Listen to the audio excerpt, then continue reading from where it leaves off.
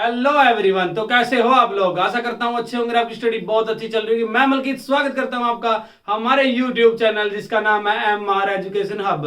और जिस किसी भाई ने अभी तक ये चैनल सब्सक्राइब नहीं किया तो प्लीज जाकर चैनल को सब्सक्राइब कर लें और साइड में बेल आइकन दिख रहा होगा उसको भी जरूर प्रेस करें ताकि जब हम लेटेस्ट वीडियो लेके आए इस चैनल पे तो उस वीडियो का नोटिफिकेशन आपको सबसे पहले मिले और आपको प्रॉपर वे से जानकारी मिलती रहे। अगर आपने पिछली वीडियो नहीं देखी तो इस वीडियो के डिस्क्रिप्शन में उसका भी लिंक मिलेगा, उसको भी जाकर विजिट जरूर कर लीजिए। आज हम डिस्कस करेंगे सिखों के पांचवें गुरु जो मुगलों द्वारा शहीद होने वाले पहले गुरु कहलाते हैं, जो जिनका नाम है गुरु अर्जन देव जी। और वीडियो स्टार्ट करने से पहले दिल से बोलूंगा श्री वाहिगुरु जी का खालसा, श्री वाहिगुरु जी की फतेह। तो बने रहिए मेरे साथ इस वीडियो में, बिल्कुल डीपली पढ़ेंगे। तो आइए डिस्कस करते हैं आज का हमारा टॉपिक। तो आज हम पढ़ रहे हैं सिखों के पांचवें गुरु गुरु अर्जन देव जी, जिनका जन्म 15 अप्रैल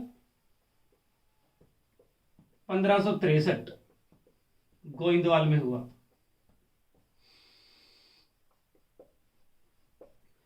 जो इनके पिता हुआ करते थे रामदास, जो सिखों के चौथे गुरु हुआ करते। जो इनकी माता थी बीबी पानी, और जो इनकी पत्नी थी, इनकी पत्नी हुआ करती थी माता गंगा, और इनका एक पुत्र हुआ हरगोविंद।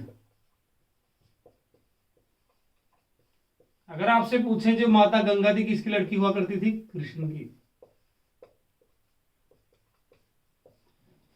और उसके बाद इन्होंने स्थापना की थी आदि ग्रंथ की,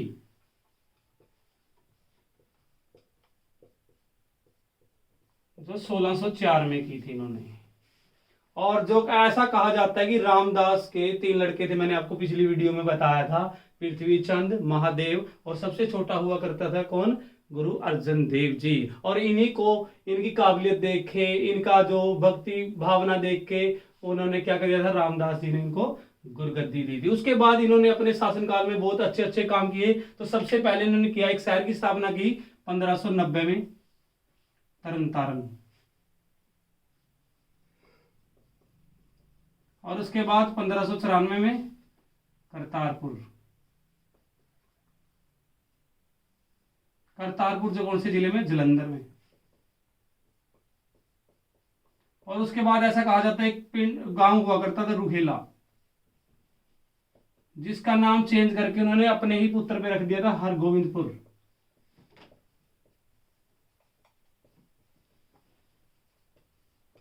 और उसके बाद ऐसा कहा जाता है कि आपसे क्वेश्चन पूछा जाएगा कि जो आदि ग्रंथ का संकलन है किस गुरु ने किया था? तो क्योंकि पांचवें गुरु गुरु अर्जन देव जी ने। अगर आपसे पूछा जाए इसको पुराना नाम क्या है, इसको ही कहा जाता था पोथी साहिब। और उसके बाद इनके ही शासनकाल में सबसे महत्वपूर्ण काम हुआ, उस टाइम इन्होंने बनवाया हरमिंदर साहिब, जिसको गोल्डन टेम्पल कहा जाता है, जो कहां पर स्थित है? अमृतसर में। और उसी की नींव पत्थर रखवाया गया। एक सूफी संत हुआ करता था मियां मीर, उसके द्वारा रखा गया नींव पत्थर किसका? हरमिंदर साहिब का या गोल्डन टेम्पल का। 1588 में किसने रखा? सूफी संत मियां मीर ने।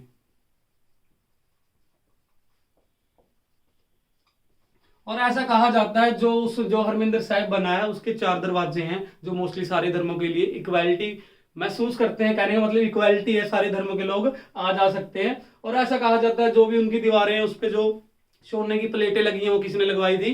महाराजा रणजीत सिंह ने।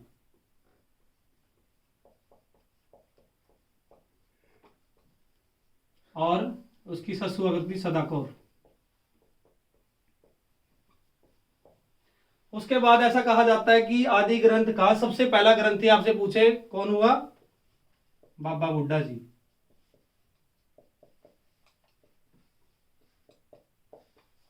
सबसे पहला ग्रंथी हुआ आदि ग्रंथ साहिब का।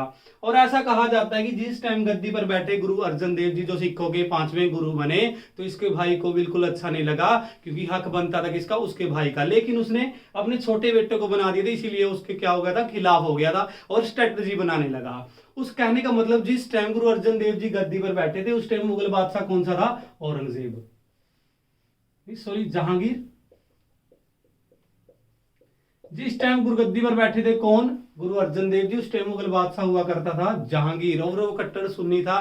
कहने का मतलब सिर्फ क्या चाहता था, अपना ही धर्म का प्रचार करना चाहता था। इस बात का पता किसको लगा, पृथ्वीचंद को लगा, और वो किससे जाकर मिल गया, जहांगीर से, और स्ट्रेटजी बनाने लगा अपने ही भाई के लिए। उसके बाद ऐसा कहा जाता है कि जहांगीर ने जब उसके बारे में पता लगा तो जहांगीर भी क्या करने लगा, यही उद्देश्य से, क्योंकि उसके साथ मिल गया था कौन, पृथ्वीराज चौहान, इसको भी मौका मिल गया था गुरु के बारे में गलत शब्द कहने का। और एक और कड़ी जुड़ गई बीच में आके, क्या, चंदू शाह।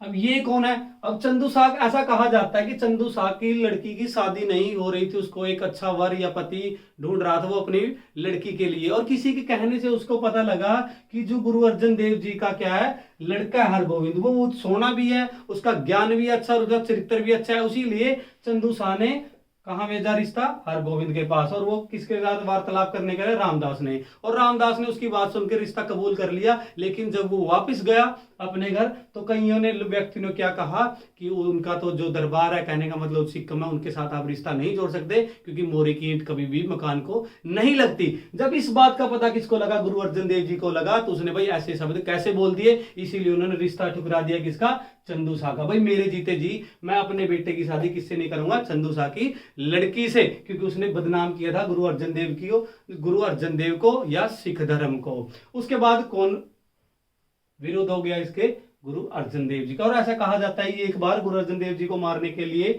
भेजा गया था बहुत सारे बंदों को, लेकिन वही बात है ना, जागो राखे साइयां मार सके ना कोई, तो इसीलिए गुरु अर्जन देव जी बाल बाल बच गए थे। एक घोड़ा भेजा गया था जो पृथ्वीराज चौहान के पास घर पे रहा था, जो व्यक्ति उनको मारने आता है। ऐसा कहा जाता है वो मारने ही वाला था, लेकिन क्या हुआ, जो उनका घोड़ा है बिदक कर यहाँ पर गिर गया, वो जो उधर क्या था भट्टा वो वगैरह बोलते हैं ना, जहां पर ईंटें वगैरह बनती है, तो उसके साइड में खड़ा था, कुछ बड़ा पक्षी उड़ा वहां से, जिसकी वजह से बिदक गया घोड़ा, और वो घोड़े के साथ ही उसके अंदर गिर गया पूरी की पूरी जलती आग में, और मर गया कौन, कौन, जो उसको गुरु अर्जन देव जी को मारने आया था। तो अंत हुआ चंदू शाह के रिलेटिव का, ये उनको मारने आने वाला था।